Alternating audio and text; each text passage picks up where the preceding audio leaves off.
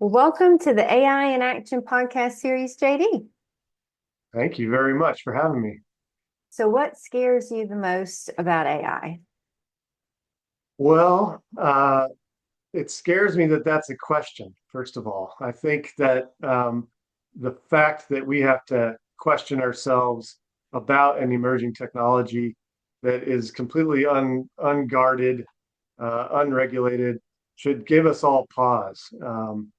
But, for me, the scariest thing is is a philosophical problem that AI represents, and that is that at its worst, AI is another technology in a long line of technologies that really do nothing for humanism. They do nothing for the human condition, and it especially AI appears to be commodifying all forms of information. And to me, that means that it's going to be harder and harder as an individual or as an institution to freely and objectively seek the truth. And I don't mean finding out whether or not somebody was correctly elected the previous night. That's not the truth I'm talking about. That those empirical facts, I think, will be discoverable, but finding the deep truth that we've all been seeking ever since humanity came alive I think, going to be in some way corrupted, and that really makes me fearful of AI. That commodification, I think, is really a dangerous potential. Yeah, that's such a great point. I think so many of the discussions around AI is, oh, it's going to make us so much more efficient, or it's going to, make things so much more effective. But you really hit the nail on the head talking about the impacts on humanity and how it impacts us in our kind of human experience. Yeah, I mean, the idea of humanism, the concept of self-improvement, Mhm. of ethical living, of seeking the truth based on your own interests and your own proclivities, it goes back to the origins of Western civilization. And it seems like by commodifying all the information that is available to us, we could really skew the availability of that information, of the kind of information that's useful for finding our truths. So it really scares me deeply. So, what are you hopeful about with AI? Flipping it on its head, flipping my fear on its head, I'm also hopeful that AI, the idea, the threat of AI that we feel, will remind us of the importance of the fundamentals of what it means to be a human. And I think we're seeing elements of this play out right now. So I think there's a real deep technology fatigue right now. People are escaping their dating apps, for example. Only I think it's 16% of people trust AI right now. Um, but on the flip side, you have a new increase in parishioners going to church, getting back into the pews. And you have a real sense that people are seeking a new kind of solidarity. I don't mean solidarity in the communist sense. I mean solidarity in the sense that people are looking for humanness again. They're looking for the deeper reason that we exist, and not this technologification of our existence. That really, that gives me hope that people are rethinking that.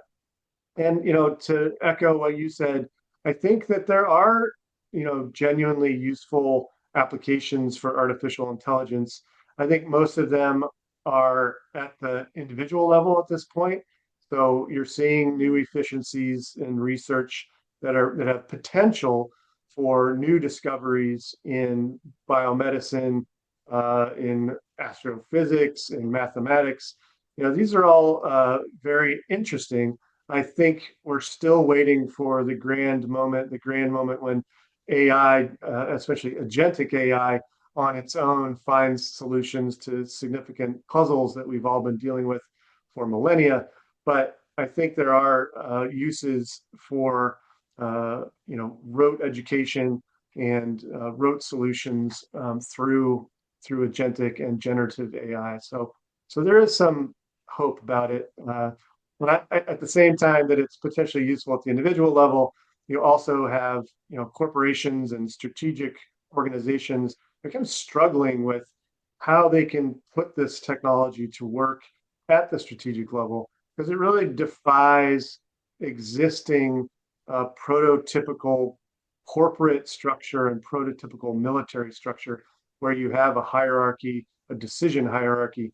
And for AI to be successful, especially agentic AI, you have to give it permission to do what it's going to do. And so that is complicating strategic use of these capabilities. So how is AI changing our society? Yeah, I think this is another scary point to me. I think that the economic promise of AI is reinforcing the predominance of a market-driven society.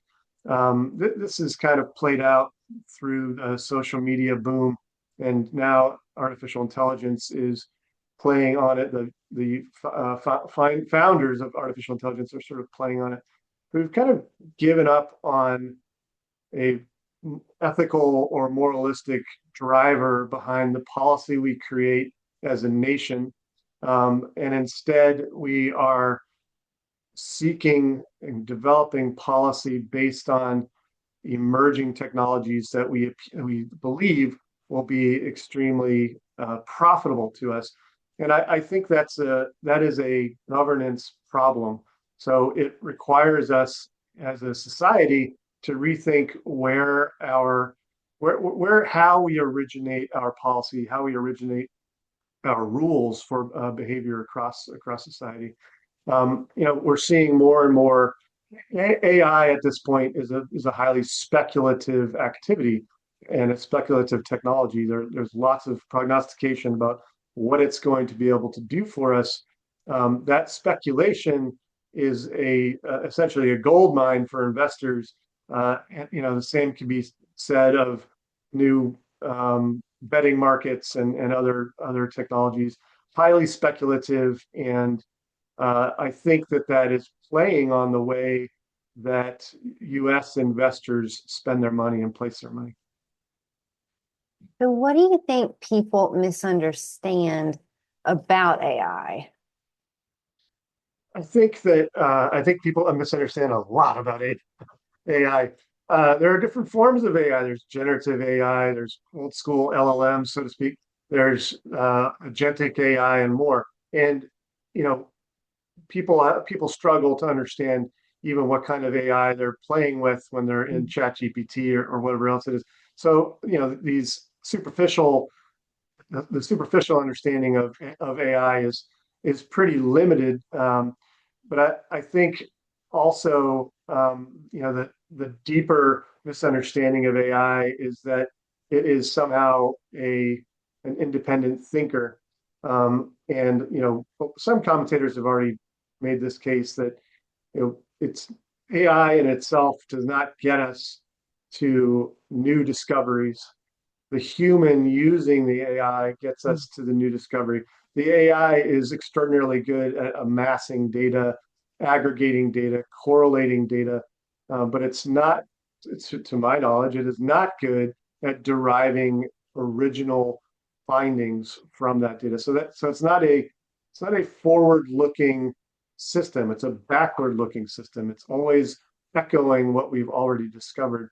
And so presuming that AI is somehow going to advance our culture by teaching us originating new findings, I think that outcome would require a lot more effort on the human side. Yeah, that kind of brings me back to, your kind of question on, what does it mean to be human? It kind of really drives home that point of, that's one of the things that's distinguishing us from these, amazing technologies that we're creating. And I think that's something that just as we've seen these technologies emerge and all these advanced capabilities, kind of a question I've been asking is like, okay, well, what's the human responsibility here, and what input is the human going to have? And I really appreciate you kind of emphasizing that, those original developments, thoughts, those types of things are still very distinctly human, kind of in this technological phase that we're in now. Yeah, I think, riffing off of that, um, some anthropologists and some philosophers believe that what differentiates humans from animals and humans from other entities is our ability to create art and our ability to create in general. And, you know, if we lose that to AI, that's the worst of us. That's a terrible outcome. We've got to be very cautious of what dependencies we're creating around AI right now. So, how do you think AI has the potential to impact democracy? So I pay particular attention to this. My background is in influence operations and the implementation of technology for influence operations and against influence operations. So some of these influence operations are malign, right? So they're intended to, to affect your thinking and to drive your behavior in a way that may really be disadvantageous to you as an individual or an organization. And so I'm really, really tuned into how AI is potentially or really being used in this space. And I think what we're already seeing is generative AI will and is being used to create nefarious, malign influence campaigns that affect voters. So it's very easy to turn on a generative AI system and get it to develop videos or memes or whatever else that and do that instantaneously and do that at scale in a way that just swamps the information environment that voters are experiencing. And so that's a pretty dangerous factor when we talk about an open democracy. We've already experienced the malign influence from organizations like the terrorist group ISIS, the malign influence from Moscow and Beijing and Tehran. They're all in our free information system, and it definitely affects the way that we behave. It doesn't just affect our opinions or our mindset, it affects how we behave. It affects the lever we pull when we're making a decision. And so that's an extraordinarily important aspect to all of this. But at the same time, in terms of AI's impact on democracy, it's also going to give new political outsiders new agency. So it is a powerful tool that new politicians, new people who are responsible for governance can use to tell their story, to get their platform across, to communicate with the people who are either voting for them or who are affected by their policies. So that's a really potentially powerful and useful capability of AI. Being able to illustrate the importance of a certain policy position and put it in human terms that convey very well and resonate very well with an audience. That's a great use for AI, and we shouldn't be afraid to use it. But it is a double-edged sword. Yeah, I really appreciate you framing it as the double-edged sword. I think when I think back to when I like became civically engaged as a young adult, to learn about a candidate, you would watch the TV debates and you would read, articles and op-eds that were published in edited, publications. These things had multiple layers of vetting for authenticity before, it came down to the voter. And now when I talk to, the younger than me generation on, hey, civic engagement, getting involved, voter education, it is somewhat what I'm picking up is like this overwhelm of just well, I'm not going to dig in and learn anything about candidates because it's just a bunch of AI generated, slop. And it was interesting to me to kind of like get that feedback because I was thinking, when I was their age and just started voting, kind of the engagement that I had and where I would go for this information. And then to your point with the malign, influence campaigns, it's a very saturated information environment. It is, and I think that trust, capital T Mhm. trust, will be you know the coin of the realm for legitimate politicians, legitimate public figures in the near term. They have to overcome exactly what you're describing, the AI slop that's out there and the malign influence campaigns that are out there.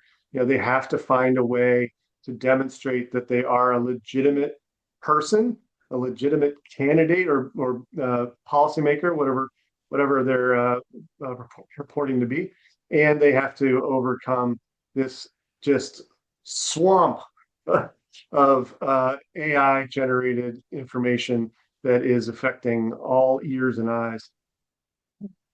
So, what safeguards do you think should be in place regarding AI? Um, it's a really tough question. If you go back to the glory days of the internet, if there is such a thing, the glory days of social media, the social media platforms were given this exemption from legal pursuits that might come from the content that appeared on those platforms. And that really set the precedent for how we treat the information that it exists on the internet more generally. And so now, and that was and social media was an extraordinarily profitable industry, still is. And and so I think it was given a buy when people raised their hands and said, "Hey, social media really needs to be policed. Social media really needs to be regulated." And so the social media platforms really defied that to this day. Well, along comes artificial intelligence in all of its different forms. And I think we're going to see the same kind of treatment of artificial intelligence. It is such a profitable speculative market right now that it defies policymaking. So no charity requiring politician or donation requiring politician is going to stick his or her neck out to say, hey, AI needs to be regulated. With a few exceptions. There are a few exceptions that have come up recently, but they don't seem to be going anywhere. So I think that safeguards and regulation are probably unlikely to really affect or to guardrail the use of AI in the near term. Um, if AI were to be regulated, I think that those regulations would probably originate with the AI companies themselves. So that's a great irony, of course, and that is typically how a lot of policy is developed in Washington. The very people who are affected by things want to pursue policies that do not compromise their bottom line. And so we're likely to see AI companies come to the table with some form of uh, weak regulation of their own systems that really doesn't empower the US government or anyone else to take action against them. So, what do you think an AI empowered future will look like for Americans? Yeah, I think taking this concept to its worst place, if we want to do that as a fun game, just for a moment, I think what we're going to see is we're going to see uh, people who have deep resources, the richest people, are going to be able to avoid AI. They're going to be able to afford to withdraw from mainstream technological requirements. Um, so that means they're going to be exempt from the efficiency grind that AI represents, and they're instead going to be the creative class. or they're going to be the new moneyed class that directs society in a way. And I think we're already seeing hints of that. Whereas on the at the mid to lower end of the scale, the financial scale, we're going to see extreme requirements for efficiency driven by AI. And we're already seeing that. So if you're not using AI in certain companies, you're fired. And so you are essentially shackled to this new system that is really intended by companies to create wild efficiencies, lower their bottom line, lower their overhead, and ensure that you as an individual are working in lockstep day in day out to produce. And so this is a new way of thinking for Americans, and it looks fairly disheartening. Um, but again, on the positive side, I do think there is a way to put those efficiencies to use that does not enslave Americans to these machines, and that needs to be worked out by people smarter than me who can think through business processes and policy requirements to get us there. But it's going to take a Herculean effort that we're not seeing yet. Well, thank you so much for sharing your insights on the AI in Action series, JD. Thank you for having me. I really appreciate it. This is a great series, and I look forward to watching all of them. Cool.